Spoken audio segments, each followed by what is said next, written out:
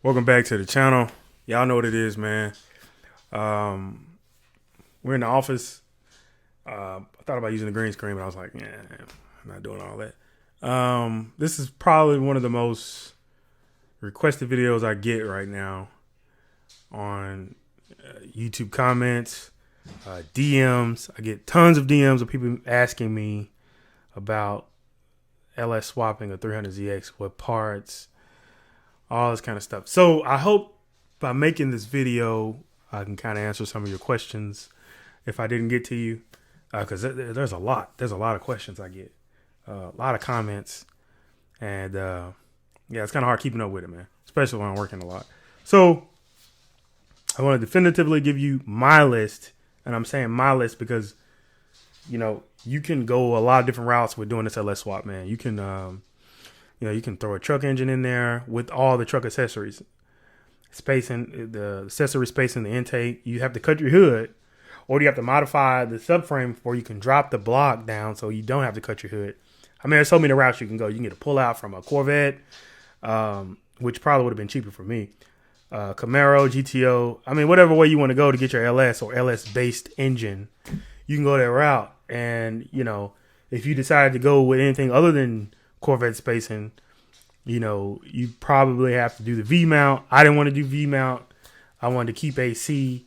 So there's a lot of different factors that go into, your cost or whatever your setup is going to end up looking like based on what you want. So it's good to kind of think about that early to kind of figure out what you want, what your goals are, so that, you spend your money the most efficient way. You know what I'm saying? You don't be backtracking. So without further ado, I'm going to jump right into the list so we don't be talking forever. So I'm going to just go through the list I got here. I got it on my monitor here, one of my monitors, and just kind of list out the prices. And at the end of the video, or after I list out the prices and give you the total, I will go into why I decided to LS swap and all that kind of stuff if you guys care. First thing I have, I don't know why I have the first thing, but the oil pump. Oil pump was $60, $59. LS swap oil pan, $152. That's the Jigs Street and Strip oil pan, $152. Oil pickup tube, $54.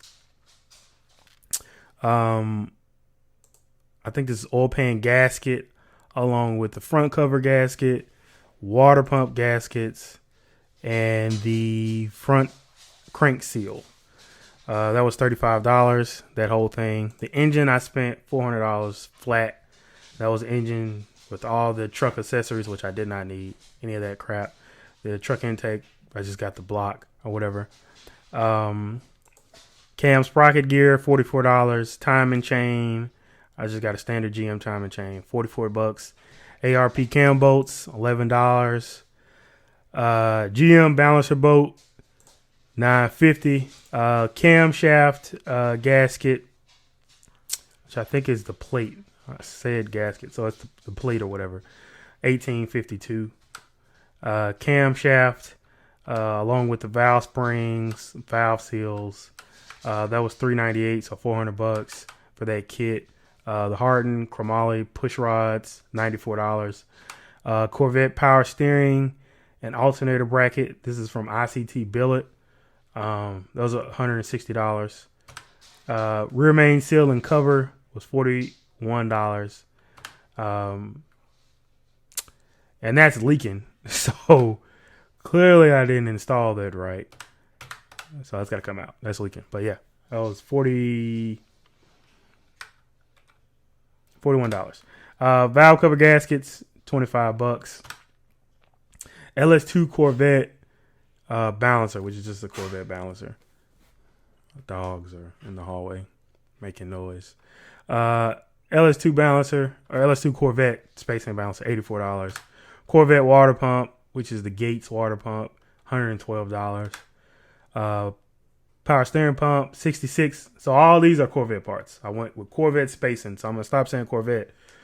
But all these are just Corvette spacing parts. So I just ordered it for a C5 or a C6 Corvette. Power steering pump pulley, $27. Power steering reservoir, $54. Power steering hose, $26. Power steering reservoir bracket, $16. Power steering reservoir cap, $15. Yeah.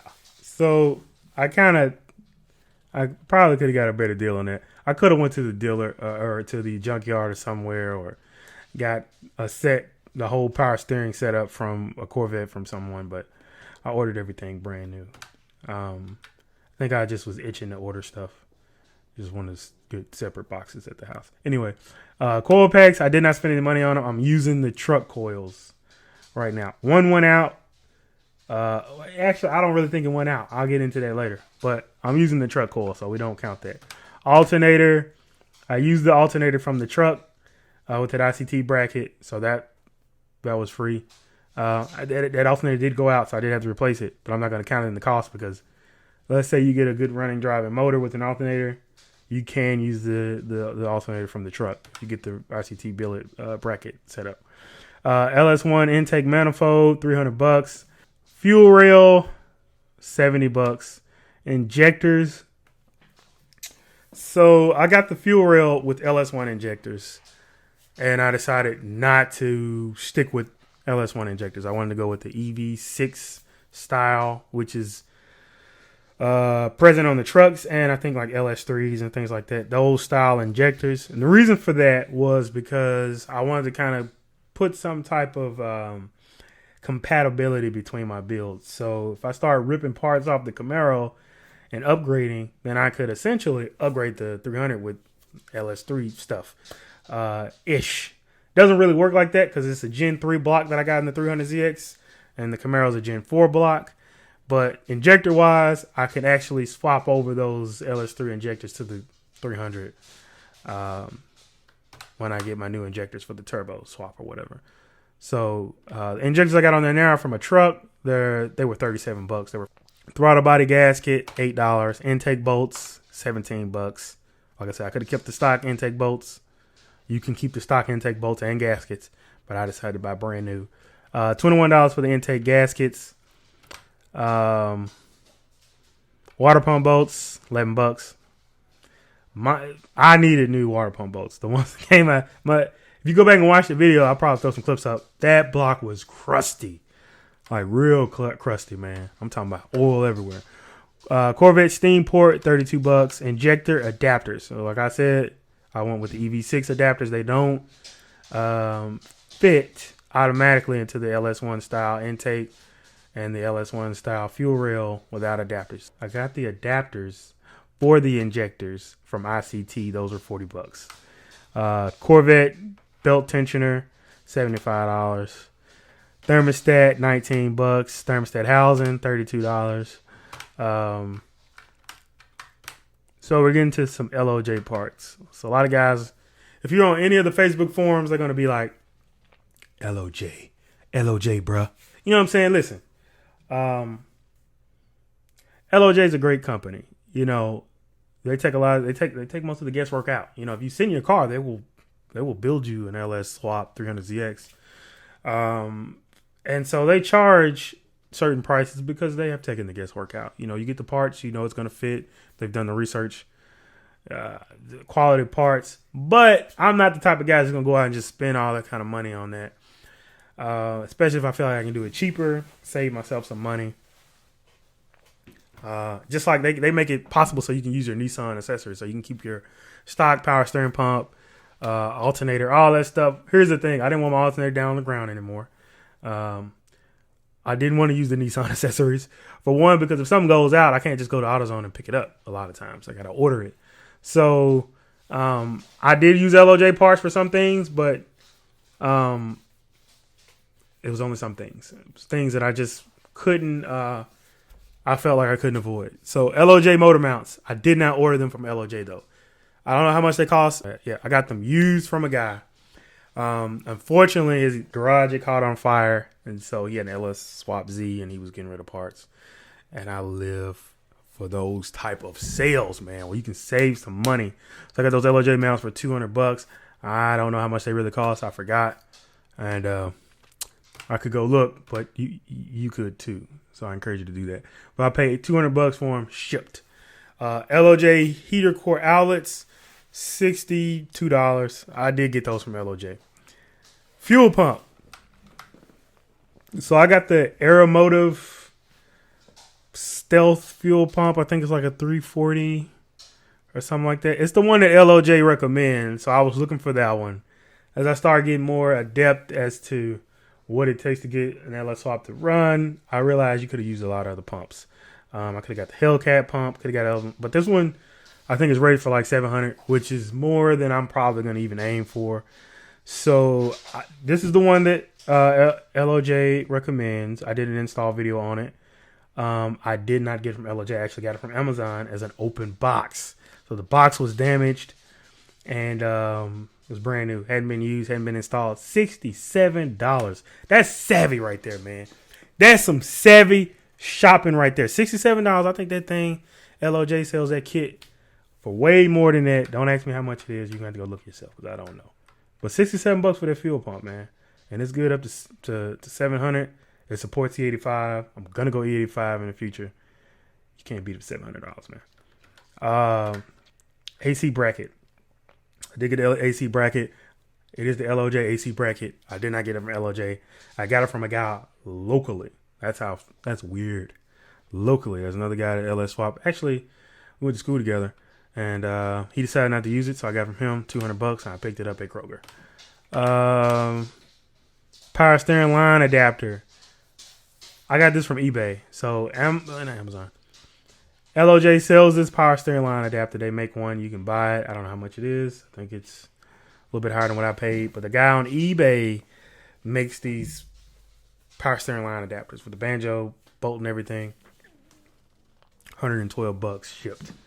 So I got that from him. So the returnless fuel conversion. So that was lines, the fuel pressure regulator and filter, the fittings, and all that stuff. I got that from eBay for $106. Heater core block. I got that from a guy on Facebook, but yeah, heater core block. It's the LOJ heater core block, so it's a really nice piece.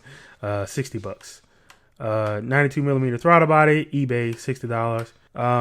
Throttle body adapter because it didn't fit. It's a 4-bolt, and I think the intake was a 3-bolt or something like that. It's $23.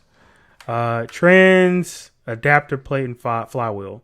So this is the crossmembers.com. It's a G-force adapter plate. And I think it's like $6.95 on the website. I actually found a guy who opted to not use it. So instead of $6.95, I paid $500 shipped. So like $200 off. I don't rush nothing. You know what I'm saying? Like my bills may take a little bit longer, but I'm not rushing. You know what I'm saying? Because I'm looking for the best deal out there. Now, yeah, I've wasted money before, but when it comes to stuff like this, because everybody on the phone is like, it's going to cost you $8 to $10,000 to swap a 300ZX. Let me tell you something right now. We didn't touch $8,000. Hell, we didn't touch $7,000. So let me continue. Oil filter relocation kit. That was $50. I think I got the Hayden kit. Spark plug wires. Now, I'm only going to include the set of spark plug wires I got right now. I got Taylor wires. If you haven't heard of Taylor, go look them up. Taylor spark plug wires. I highly recommend them. They're a lot thicker than stock. And the boot is very small that goes on the spark plug. And it has an angle. So they fit perfectly, especially if you get some headers that are tight. I was using the stock GM spark plug wires at first. I bought those and burnt them up. Car started missing out of nowhere, and I'm wondering what's going on. I was getting intermittent codes, start pulling the wires, noticing that 3 or 4 of them were like burnt to a crisp. So I ended up getting those Taylor wires. They were $78, and they work like a charm. Very thick, very high quality spark plug wires, and get you some of those sleeves too to keep them protected from the heat. Engine wire harness. And computer. I didn't put that on there. And computer. So I bought my wire harness and my computer together as one piece. Initially, I wanted it to be. I was gonna go with the Terminator X, and I'm gonna be honest, I'm still gonna go with Terminator X down the line. But I just want to get something in there to get the car running or whatever. I went with a painless engine harness. I didn't buy it from Painless. Come on now. Y'all should know this by now. I got it from a guy that works at a Chevy dealership.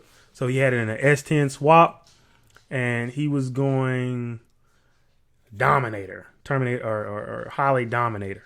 So he was letting go of the harness, and it was for a 4L60 and all that stuff. And it was on speed density. That harness and computer, and it came with a tune that fired the car up. $300. Computer and harness. $300. I got it off Facebook Marketplace. The guy worked at Chevy. I went to the Chevy dealership and picked it up in the service department. Various hoses, fluids, fittings, and sensors. I don't remember all this stuff I got, all the hoses. There's one I had to make for the radiator. Fittings, I have quite a few.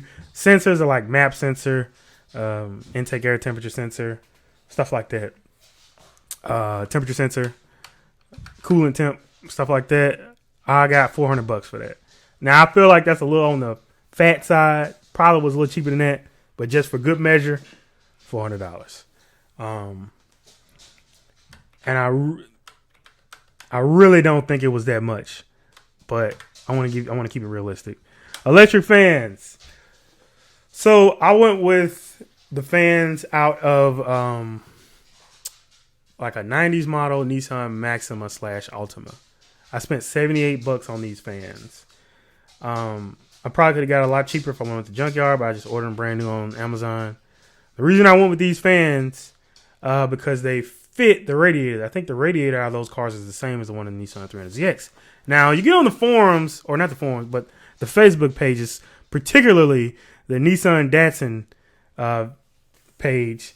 You know, if you ask about using the NA radiator, you're going to get a lot of guys come in there and tell you, no, you can't use it. Your temps are going to be too high. The car is going to run hot. It can't handle it. I seen one lone guy saying, yeah, you can. Get these fans. I got those fans. It works. Driven the car, hour and a half, round trip. Driven the car to meets. I beat on it a little bit. No issues with the temperature with the stock NA radiator. So you can run it. I can tell you that you can run an NA radiator.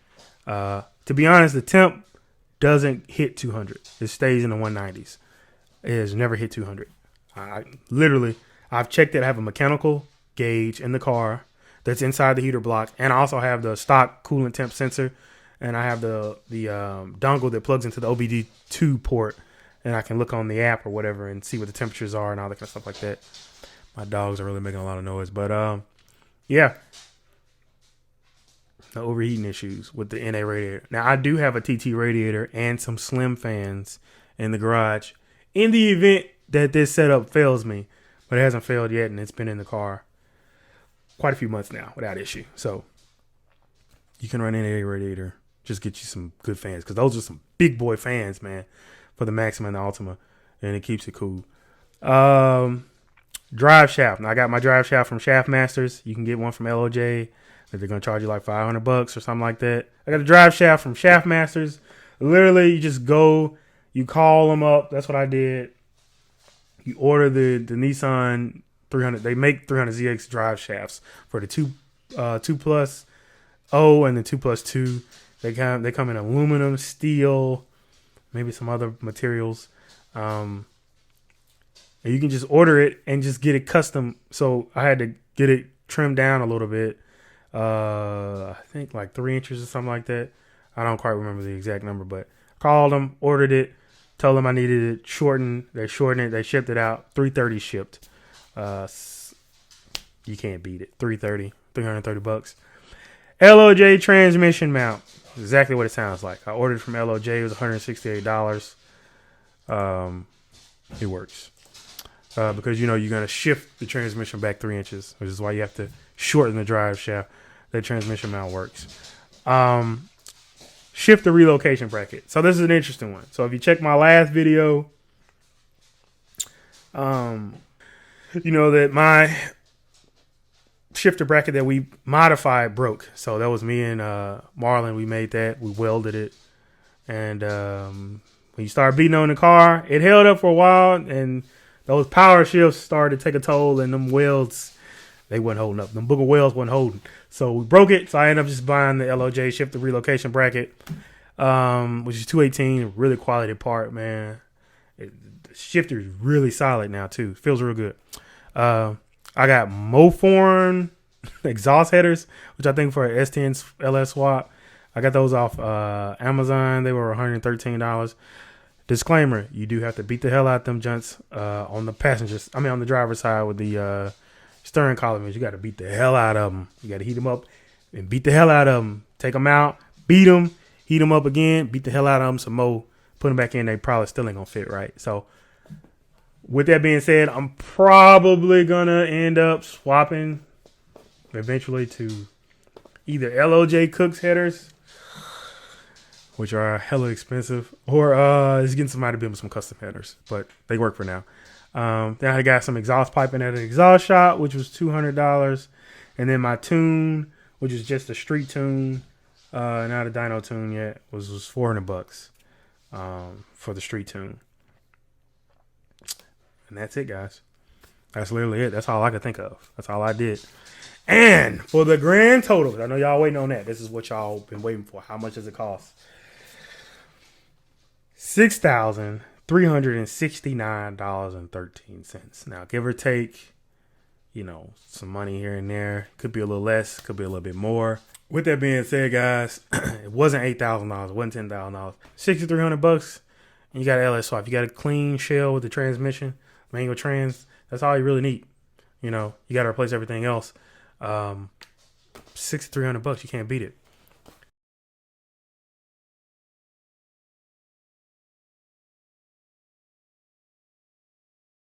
I was going to kind of go into why I decided to go with the LS swap. But this video is kind of long. This might be a 30-minute video. You know what? I'm going to drop some knowledge on you guys, man. So with the price out, $6,300, you can take that money, and if I would have put it into the VG, I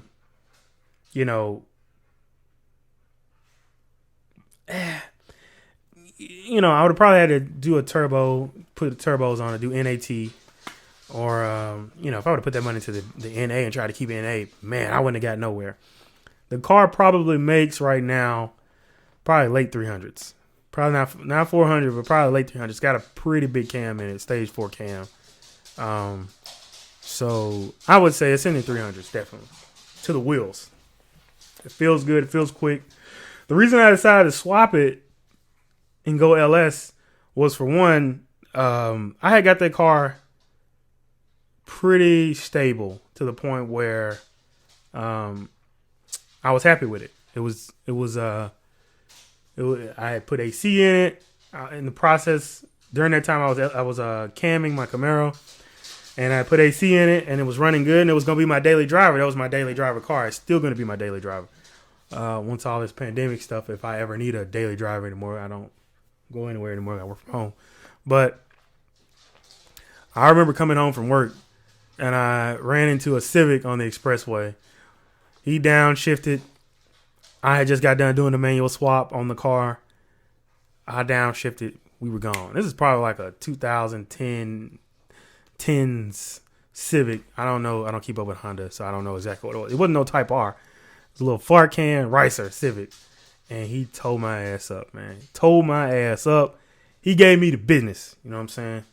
And I felt pretty bad after that. Then after that, I raced my cousin, who's on YouTube. He's been on the channel. Josh, he's got the supercharged GMC Sierra. Check the community page on my channel. You'll see his page. We raced. He had a 2-valve straight edge body Mustang. We raced. I don't know why I had the AC on, but I raced him and lost AC. I think my compressor locked up. Killed the car.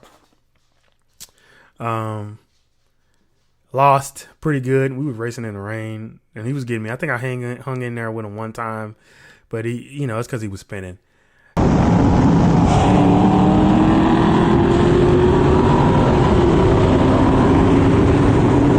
at that point, I was like, damn, this car is slow. I need to do something. I need to figure something out with this thing.